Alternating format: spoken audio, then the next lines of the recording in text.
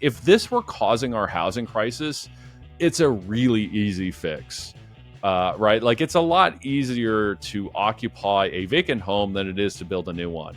Hi, and welcome to The Missing Middle. I'm Cara Stern. And I'm Mike Moffatt. And today we're going to talk about vacant home taxes, why homes are sitting empty, and whether these taxes are a solution to the problem. But before we begin, don't forget to like, subscribe, and leave a comment. We'd love to hear from you.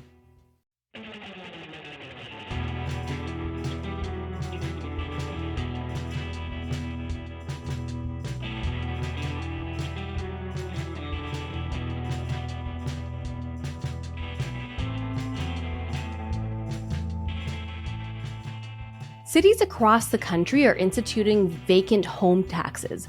Vancouver has had one for some time, and here in Ontario, Toronto, Ottawa, and Hamilton have all instituted vacant unit taxes. A few years ago, the federal government implemented an underused housing tax, and that applies to foreign owners of empty homes. The big question, though, is whether these taxes are actually doing anything to get more homes back on the market. Yeah, so we're going to change things up a little, and I'm going to get to ask the first question for once. So, Cara, what reasons can you imagine that someone would voluntarily keep a home empty? And I think first we have to define what an empty home is. And by an empty home here in Canada, by the legislation, we mean a home that's unoccupied for more than 6 months of the year. I think it could be that they've temporarily moved. I don't know if that would be somewhere like they're going somewhere warm for the winter and staying longer. It could be that they are moving temporarily while they're getting their home like renovated or something like that. It could be that they're speculating on the property, not wanting to deal with tenants. You hear that sometimes where people go, "Oh, I've had nightmare tenants. I'm just not going to rent my place out anymore." Or maybe they're using it as an Airbnb, which I know you're not supposed to do that anymore, but I imagine there's people who still do. Or I know there are people who still do. The other option I can think of is like maybe they've moved and the home just hasn't sold yet. So they're just waiting for that to happen. Are these the right reasons? Mm-hmm. Yeah, well, there's a host of reasons. And why I ask is once you brainstorm, you can come up with a bunch of different reasons, some of which are rather benign. Like one reason is you might have somebody who they bought a house, they've moved into it, but they haven't sold their previous house yet. It's just taking longer to sell. That kind of friction. That's a thing that can happen. You mentioned the short-term rental side. Some of this could be more problematic, right? Maybe it's a grow op or something like that. That can be an issue. You get other issues. You do see often overseas buyers, particularly wealthy ones in countries that have issues around stability, might buy a condo in Vancouver, like just in case, something goes wrong in their home country, they can pick up, go on a plane and immediately have somewhere to live in Canada. We know that happens. And there are some people who, let's say they bought a condo, like a pre-construction condo, it's built, and they've just sat on it. They're thinking about renting it. They haven't decided yet. So there's a whole host of reasons between kind of benign to problematic, but there are some good ones as well. Like, let's say you've got a developer who is buying up some single family homes because they want to upzone the area and build like a 6-story apartment building. Well, that's going to take a little bit of time, right? So you're going to have these situations where a developer will want to what they call assemble that land. They're not going to be able to do that in a year. So sometimes, that those homes can sit empty for a while. I've seen a few of them in my hometown of London, Ontario. So there's a variety of different reasons. And again, some are truly problematic. And some you look at and go, yeah, okay, that kind of makes sense. I could see why they're leaving that vacant. The ones that people think about and get angry about typically is the one where they're just speculating on the unit cost and thinking, well, I'll just sit on it and it'll go up. I don't want to deal with a tenant. I'll just wait and then I'll sell it later. Is that common? I wouldn't say it's uncommon. Like, it's not unheard of. I do think it makes more sense for those people to be able to put it on an Airbnb or to do something short term. But that absolutely does happen. Um, and you also get that sort of the foreign buyer one that I mentioned, which is one of the reasons, which was one of the reasons why the federal government made that vacant home tax only apply to foreign buyers, because they saw that happening, particularly in Vancouver and Toronto, that you got some jet setter. Maybe they come to Stampede in Calgary 2 weeks a year, but decide to buy a condo there, so they're for those 2 weeks they have somewhere to live. And you go, you know what? That's probably not a great use of property. When politicians actually put these taxes into place, what are they trying to accomplish? Well, they claim, and I think rightfully so, that they're not actually trying to raise revenue. They're basically just trying to get these homes back on the market. They're either trying to get the owners to sell them to somebody who will use them, or get the owners to rent them out in a long term sense. How do these taxes actually work? Yeah, so if you look here in Ottawa, and I think across the country, they're very very similar in the places that do have them. You file a statement saying like, yes, you are using or not using your home, and if you're not using, or you say like, no, my home is vacant, or you don't file, you get assessed an extra charge on your property tax, and it's typically about 1% the tax assessed value of the home. So basically, if you have a $500,000 home and it's deemed to be vacant, you pay an extra 1% a year, or $5,000 on that. So if I file saying I'm living in my home, does anyone actually check that I am? Well, it's really hard to, right? That this is self-reporting, right? That everyone has to fill out a form, and yeah, you could say, yeah, I'm living there, yeah, absolutely, and there's really not a great way to check under the current rules. Like, yeah, you can have a bylaw officer drive by, but that only tells you so much, because the home can be empty 180 days of the year, right? So it's really hard to monitor. So that's one of the big challenges with the system. It can kind of break one of two ways. The first way is that people lie, particularly if $5,000 are at stake. You go like, oh yeah, I totally live there. You just fill out the form and you make that claim.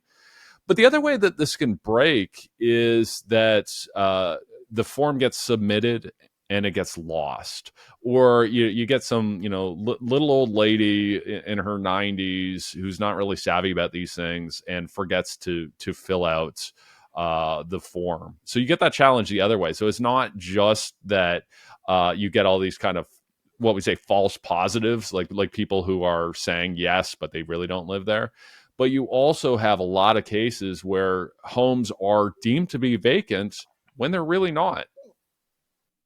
Yeah, that's something that I know happened in Toronto, and a lot of politicians started railing against this tax because of that. Here's a quote from a recent CBC piece about it. The City of Toronto staff said the council has received over 120,000 complaints about the vacant home tax, including from homeowners who said they received vacant home tax notices of assessment, even though their properties were occupied last year. Some homeowners said they filed before the March 15th deadline this year, while others said they completed the declaration in time, but they are still billed by the city. Toronto Mayor Olivia Chow says she'll take full responsibility if the revamp program remains poorly designed and communicated next year. Like, that feels like a big problem if people are not able to actually report it properly, and it just kind of makes people be put off this whole tax, even though it seems like there should be some support for it, just based on the fact that like we need more homes, and homes sitting empty makes people angry. Yeah, absolutely. And this is one of the classic challenges we have in public policy making, where you have an idea that makes a lot of sense on a whiteboard. You go, okay, yeah, this is great. When we have a homelessness crisis, when we have a rental crisis, we'd like to see as many homes as possible occupied. But then the challenge, things kind of fall down in the implementation. I know here in the city of Ottawa, for instance, you have to file every year, and I really only remembered that I needed to have to file because I spent too much time on Twitter. And one of my mutuals kind of mentioned something like, "Oh, I just filed," and I was like, "Oh, dang, okay, yeah, I totally forgot about that, and I filed as well. I did eventually get a notice which went into my Gmail account in the sort of the, I think it's the updates one, like, not even the main one. So I might not have seen it or remembered it, and I do housing work for a living, so that's a little bit embarrassing. But yeah, you can imagine, again, somebody who's in their 90s, a widower, lived on their own, and they're getting these emails from the city telling them to go to a website and fill out a form. Um, they might not do it.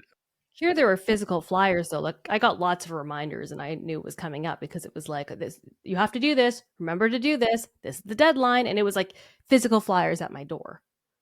Well, and I think that's where it shows where the implementation is important, right? This works better some places than others. I don't get the sense that Ottawa is having as many problems as the city of Toronto, but clearly there are implementation challenges here. I always get confused when there's something new. I was like, well, we just put ours in last year. Like maybe it just takes some growing pains. And then I'm like, we can't be the first city to do this. Like, can we just look at where it's actually working and copy them? I was also wondering when I see a lot of articles lately about condos sitting empty, particularly ones that have been built, but the developer just can't sell them. Are they getting dinged by these taxes too? Well, they're not supposed to be, but they could, right? That Should these they be? are well, no, I mean, they need to be habitable, right? You can't occupy something. You can't ask somebody to occupy something that they can't legally occupy. But yeah, that could happen, and I wouldn't be surprised if it had happened. Do we have any evidence on how well these programs are actually working in Canada? Yeah, we do. A recent CD House study looked at Vancouver's experience. They've had these policies going back to, I believe, 2017, so longer than anyone else in Canada. And it was mostly good news that it found that it did get some homes back on the market.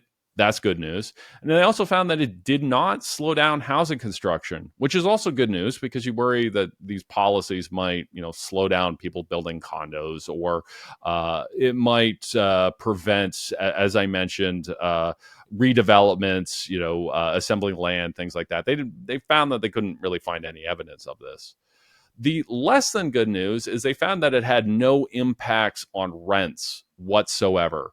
That rents went up just as fast in Vancouver as it did in neighboring cities that didn't have this policy. There was essentially no impact.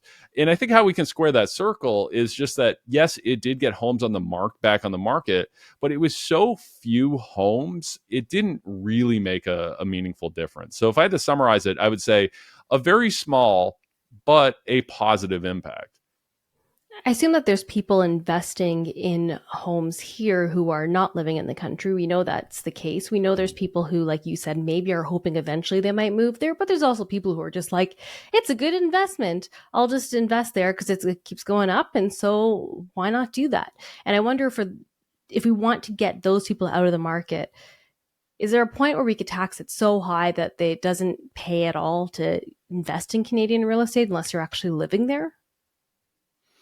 Well, I think overall with these taxes, it kind of shows that there really aren't that many vacant homes, or at least there aren't that many homes that are considered vacant under this policy, right? So basically, you would be putting a higher and higher tax rate on something that is effectively zero.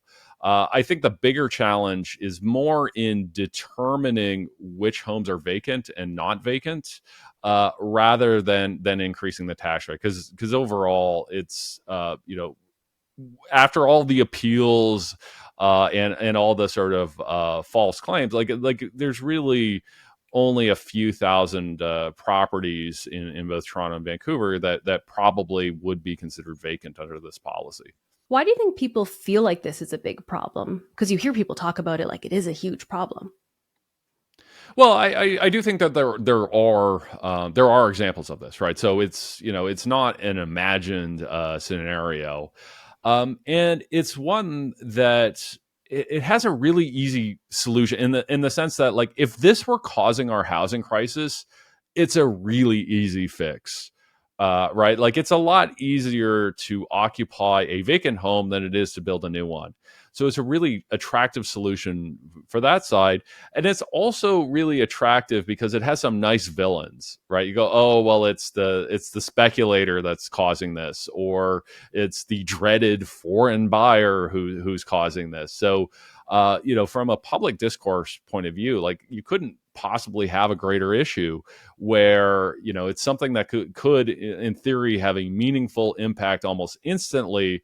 And the people who are leaving homes vacant are really easy to paint as villains, and oftentimes it's because they are villains. So I think that's why it gets so much attention, because it's so much easier and cleaner to deal with these units than go, okay, yeah, we got to build another apartment building next door, and then all of a sudden you're dealing with NIMBYism and all that goodness. Yeah, I remember when Vancouver implemented theirs, there were lots of people sharing posters of people advertising homes, Canadian homes, to people in China that were saying, buy now, we'll pay your tax on the vacant homes tax part of it for the year or for X many years. Like, it seemed like it was just such a drop in the bucket that people were like, well, whatever, we'll just pay it. It's okay. And I don't know how much of that is advertising and hoping people to take them up on it, and how much of that was actually real, because as we said, the numbers are hard to find. But that was a thing. That was definitely a thing. Yeah, it was a thing, and I know in BC that these have been raised. They go beyond 1%. I think it's close to 3% now, maybe even a little bit higher. For that reason, that people thought, like, okay, that rate is too low. But again, I look at it where $5,000 on a $500,000 property is quite a bit. I actually think if they wanted to raise it, the better thing to do would be to actually do updated assessments, so that that $800,000 home is not showing up as a $500,000 home on the tax rolls. But that's I think a completely different episode. Thanks so much for watching and listening, and thanks as always to our producer, Meredith Martin. And if you have any burning questions on vacant home taxes and what you would do if you were in charge of these programs, please send us an email to missingmiddlepodcast@gmail.com. And we'll see you next time.